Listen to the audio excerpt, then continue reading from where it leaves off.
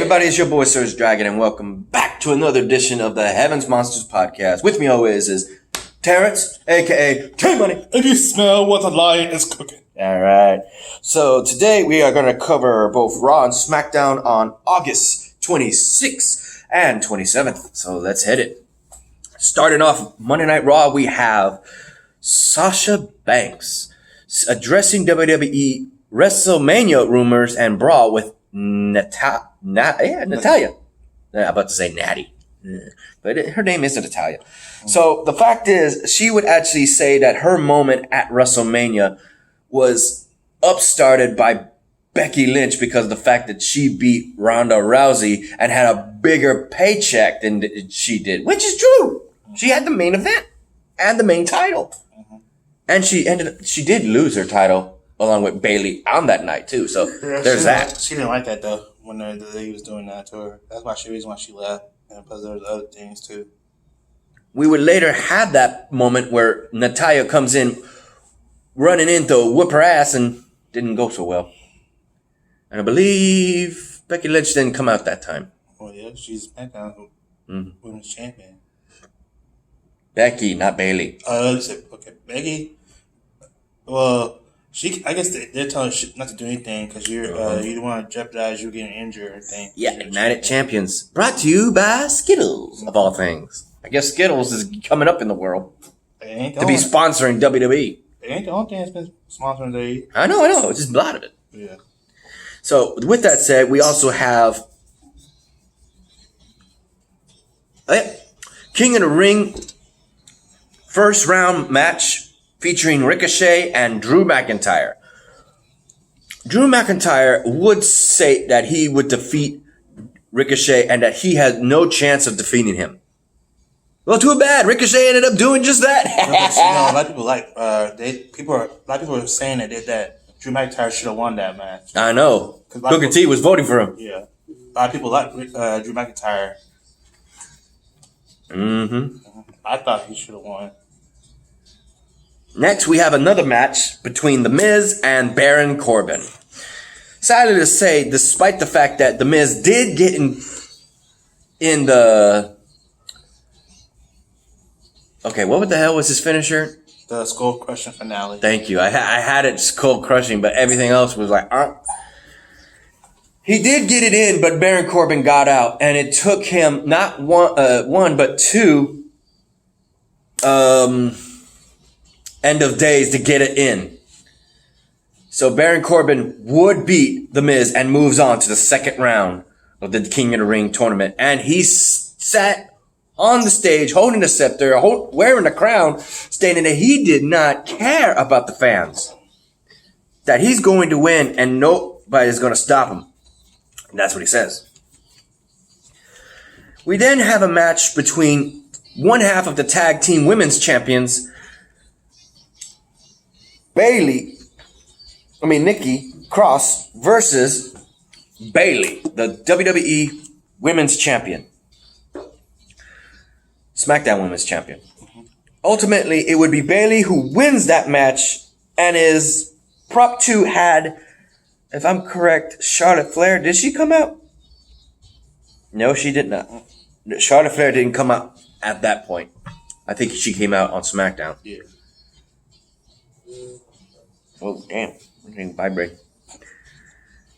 We have a first ever tag team tournament. No. Turmoil match. Turmoil. Okay, I was saying it. It's turmoil. Turmoil. No. I'm getting tongue twisted. My lips can't work the freaking words. It had a tag team turmoil match in the history of Raw, which would be a tag team gauntlet match, basically. Which we would have people like the Lucha House Party, the Viking Raiders, the OCs, B-Team. Man, it was a lot of them. The Heavy Machinery, Hawkins and Zack Ryder. We would have all these teams, but sadly, in the chaos, two of the people who would arguably be the best tag teams to win it all got disqualified. It would be the former Raw tag team champions, the OC, Luke Gallows and Carl Anderson, alongside the Viking Raiders that both got disqualified. And everybody is pissed, especially them. So they didn't get it, but an unlikely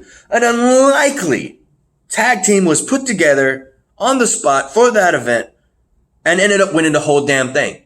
Ladies and gentlemen, the number one contenders at Clash of Champions or Night of Champions. Clash of Champions. Would be Dolph Ziggler and Robert Roode. But did you also know whose pay-per-view that originally belonged to? Who? WCW. WCW, huh? Yeah. Clash of Champions was WCW's pay-per-view.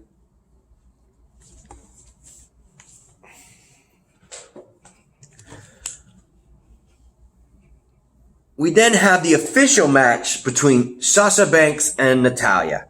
Sadly to say, thanks to some arm-breaking strategies and even using the already injured arm to choke her with it, we would then have a winner in Sasha Banks submitting Natalya.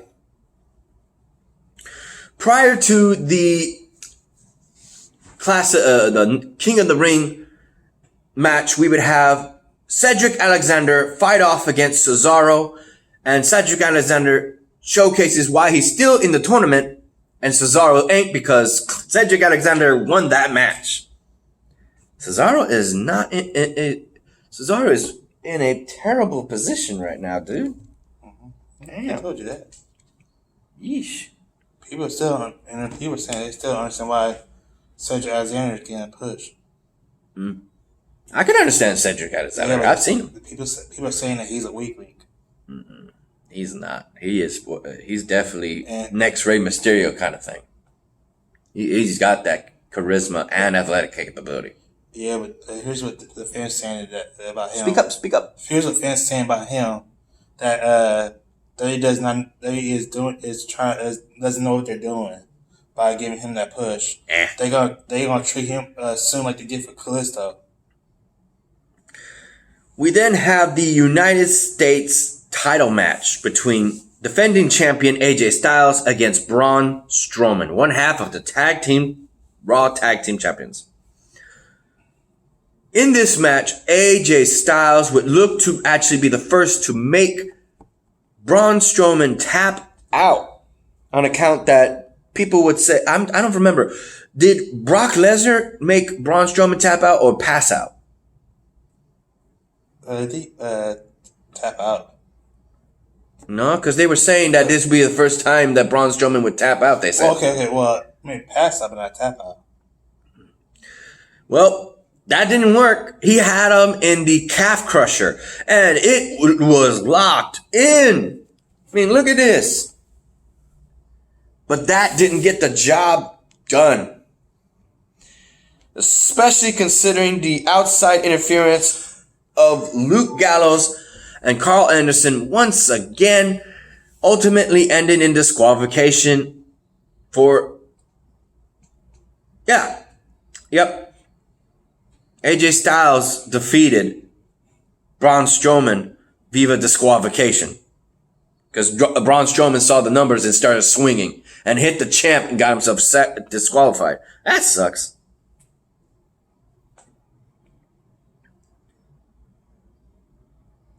Also, on a side note, we would have a confirmation before that match between Braun Strowman and Seth Rollins, the current Raw Tag Team Champions, that they said they were they will definitely defend their titles against whoever, now confirmed, Dolph Ziggler and Robert Roode. But at the same time, Seth Rollins said that he will defend both his title and the tag team titles on the same night.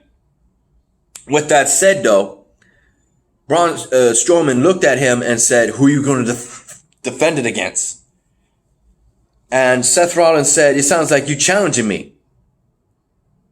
With few words, joking inside, he then gets serious and says, "Yeah, I am challenging you." Seth Rollins doesn't like the idea, he said, but he never backs down. He accepted his challenge. It will be 2 halves of the Raw Tag Team Champions. Currently, if the titles should change at Night of Champions,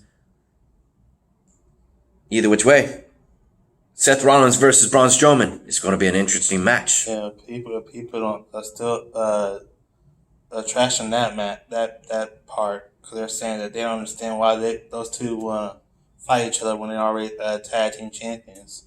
Mm-hmm. And they saying that, well, it's just gonna happen here. Like Braun Strowman's gonna lose this one. I'm looking for it right now, but I don't think they covered it. Excuse me.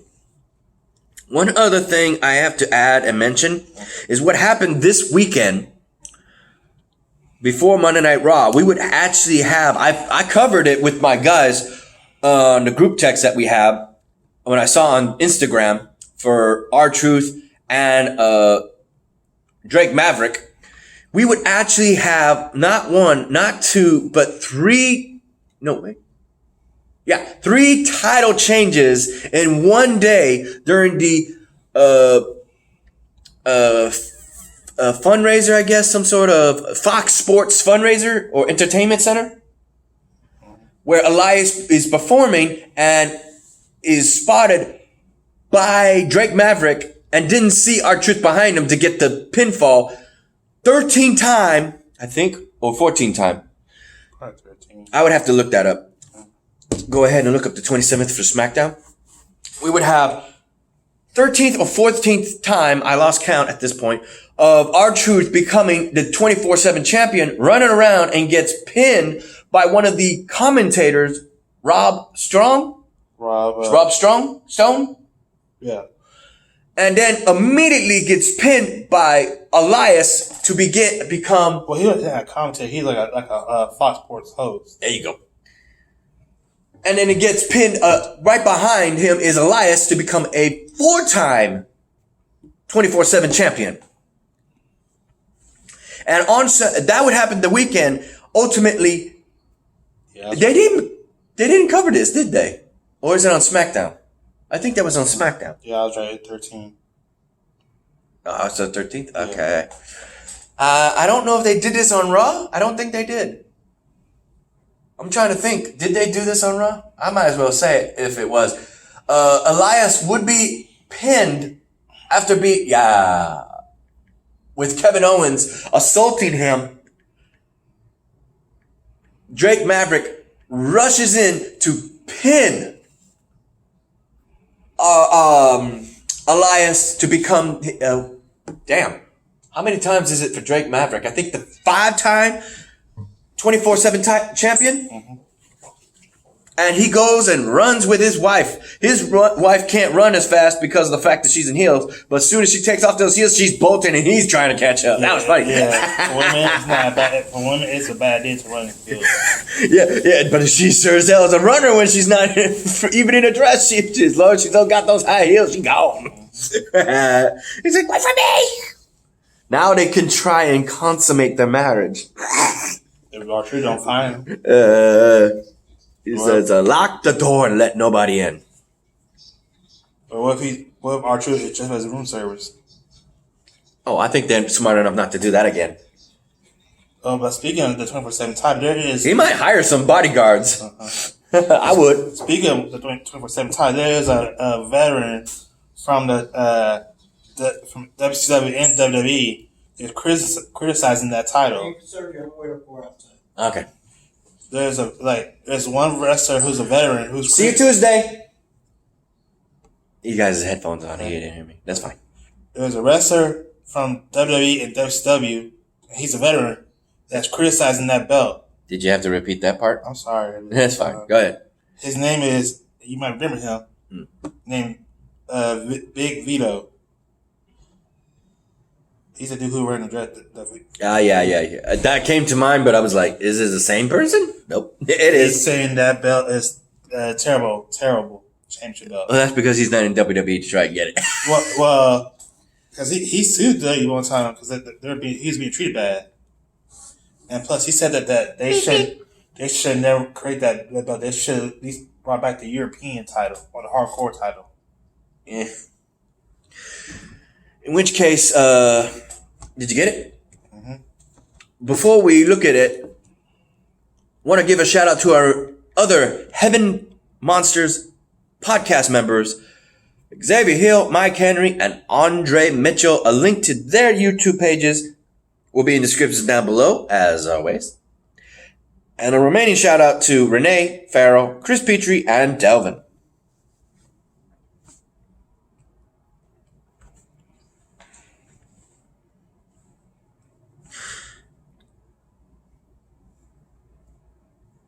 Oh, man. Yep. We would have starting off the night with a freaking attack from Kofi Kingston to Randy Orton, because Randy Orton had to go and mention his family, saying that Kofi Kingston came out here to address Randy Orton, but Randy Orton would be backstage stating one little fact that he and his family are in the same hotel, and that maybe he shouldn't just deal with that, Kofi. He'll just go say hello to his family since he got a letter from his son. He's not the first time Randy Orton has mentioned someone's family. Mm-hmm. He did that to Stephanie. Yep. We then have a match for the King of the Ring first round between Ali and Buddy Murphy. This would be an interesting match because it would go on for a while. Everybody would believe that Buddy Murphy, courtesy of his, win-lose streak, a big fight with the big dog Roman Reigns, lost that match, and an intense fight struggle with Daniel Bryan, won that match. Mm-hmm. It would be an incredible match between these two former Cruiserweight 205 Live Cruiserweights. I said it wrong. 205 Cruiserweights now being in the spotlight of SmackDown. It would be Ali that actually got the win and is moving on in the tournament of the King of the Ring. We then have The Miz yet again felt the wrath of Shinsuke Nakamura and Sami Zayn. Sami Zayn issuing just bad talking to The Miz, and Shinsuke Nakamura coming up from behind. Cheaters. Backstage, we have a little chat between Ember Moon and Bayley talking about how she's going to have to handle Charlotte Flair at Night of Champions. Clash. Is it Night or Clash? Clash.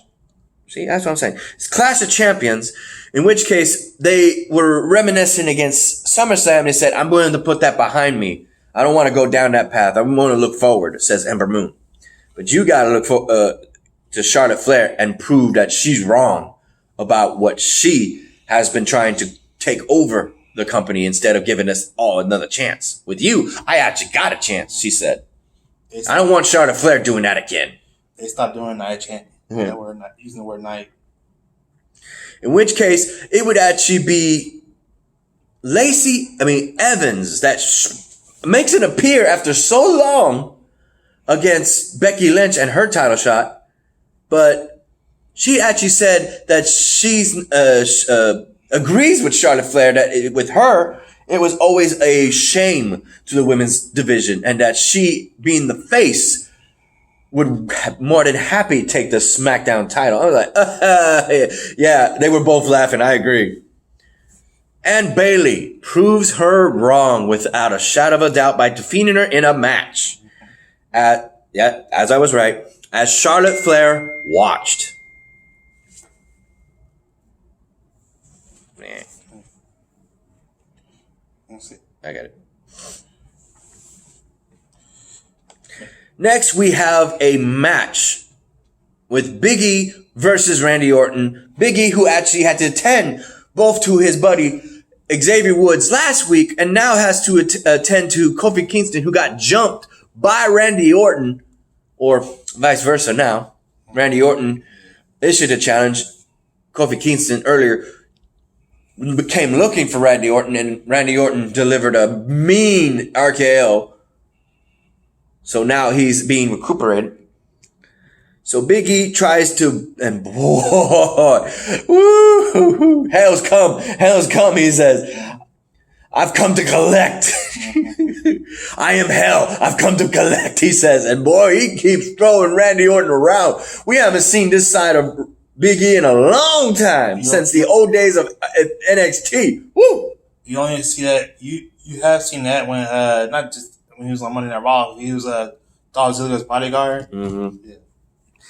Ultimately, sadly though, it'd be Randy Orton with the RKO that got the drop on Big E. He called his inner Viper side. Mm-hmm. And that's what happened. Ultimately, the Revival would also show up to attack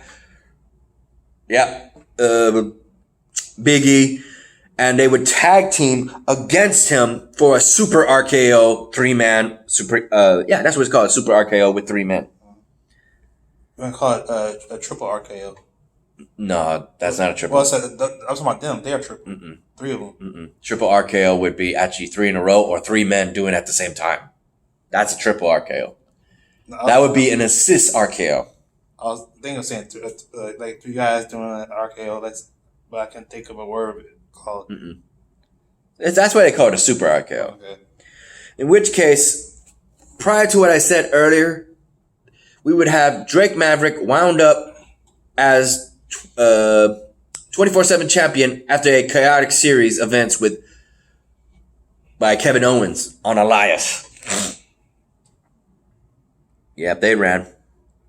I would like to bring up about the SmackDown. Well, first up, we'll finish this and then we'll mention that. I said whenever you. Yeah. We would have another King of the Ring first round tournament. I think it was the last one. Between Chad Gable and Sultan Benjamin. Shelton. That's what I said. You said Sultan. Oh, excuse me.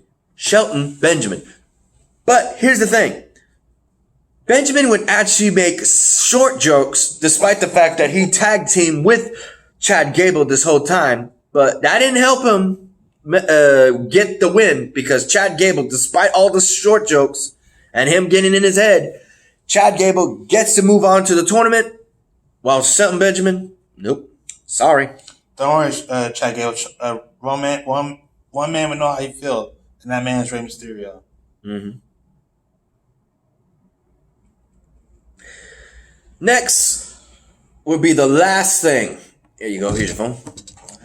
We would have an understanding between Daniel Bryan, Eric Rowan, and Roman Reigns. Courtesy of last week with the lookalike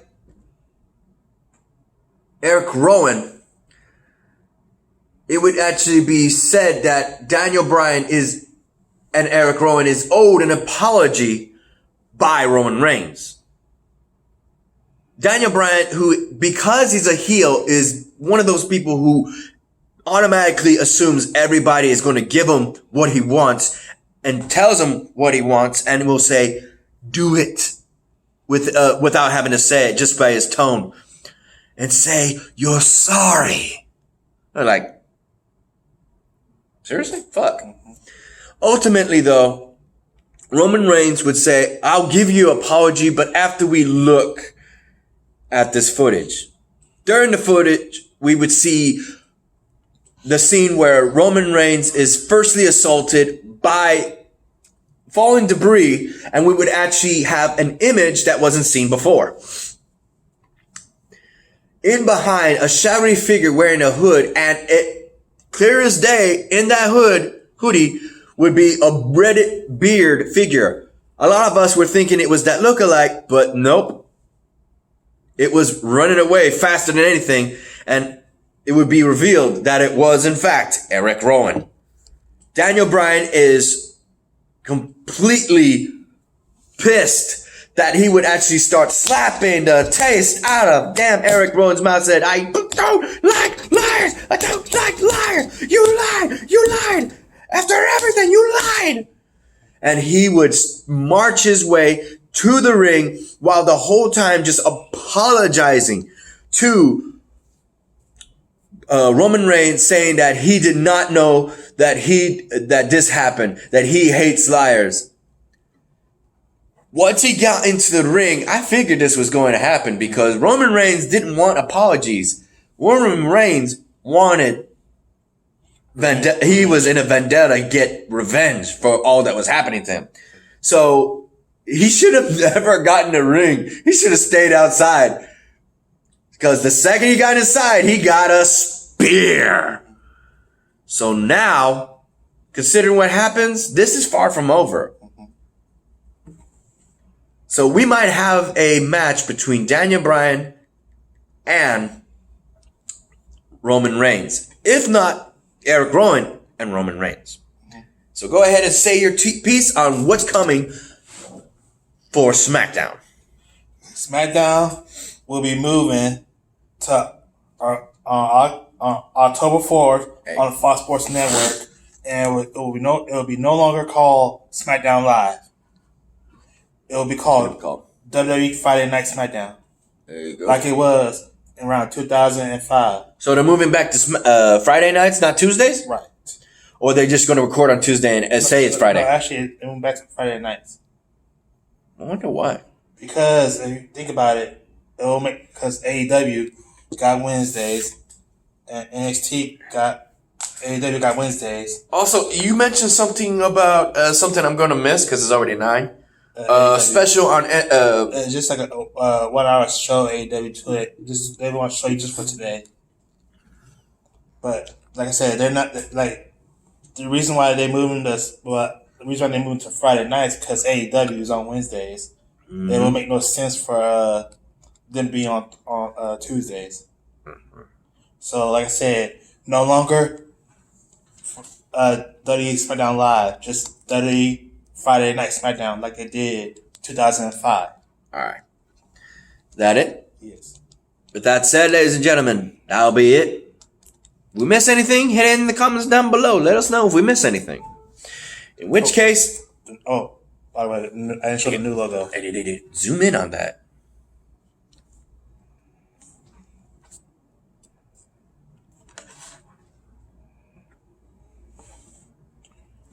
With that said, ladies and gentlemen, that'll be the end of the video, and we hope you enjoyed.